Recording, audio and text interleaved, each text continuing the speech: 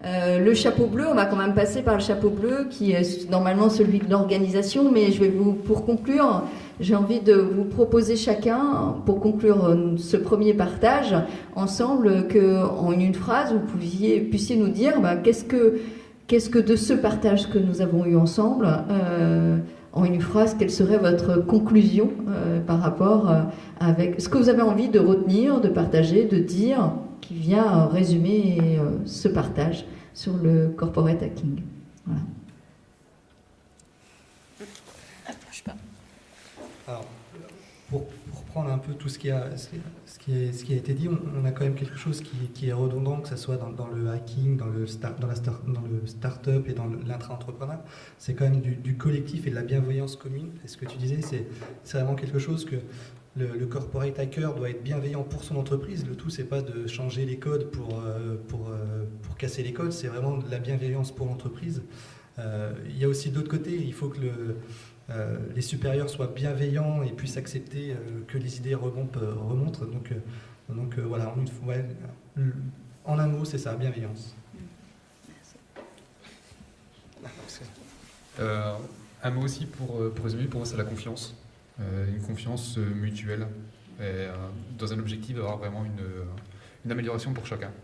Et que chacun y trouve un avantage dedans et on est obligé de passer par ce niveau-là, que la confiance vienne des salariés vers la direction pour avancer et encore plus l'inverse, que les managers et tout dirigeant qu'on peut être, c'est avoir confiance dans ses salariés pour améliorer l'entreprise. Ouais.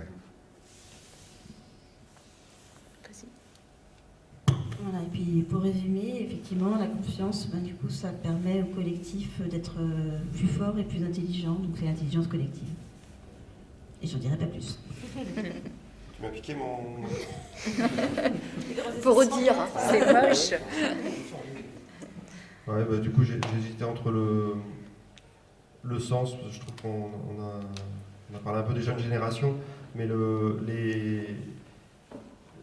ce mot de corporate hacking que je connais pas, c'est un concept que je connaissais pas. Je me dis pourquoi j'ai envie d'en parler dans l'entreprise, parce que les jeunes, pas que pour ça aussi, mais les jeunes et les moins jeunes, mais j'ai l'impression que si la nouvelle génération qui arrive, et même les actuels, si